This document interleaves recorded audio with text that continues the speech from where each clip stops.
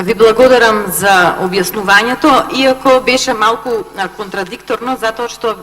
не беше во спротивност со она што министерот за финансии го кажа, а се однесува на проектот за изградба на социјални станови. Тој кажа дека проектот кој што ние го имаме започнато воопшто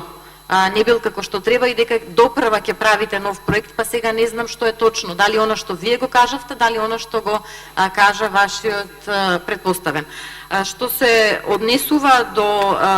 делот од буџетот за кој што зборев, а се однесува на општина Виница, да, вие ми потврдивте дека ја има само во делот за блок дотации, меѓутоа еве да ви илустрирам од некои од претходните буџети 2016 30 милиони денари за изградба на индустријска зона, 23 милиони денари за атмосферска канализација, 9 милиони денари за реконструкција на водоводна мрежа, 2 милиони денари за водовод во село Грлани. Значи ги имавме ние на увид како пратеници што и во кој дел од општината ќе биде реализирано. Јас не можам да ви верувам на ова што ми го кажавте, затоа што немам црно на бело ништо. Пратеникот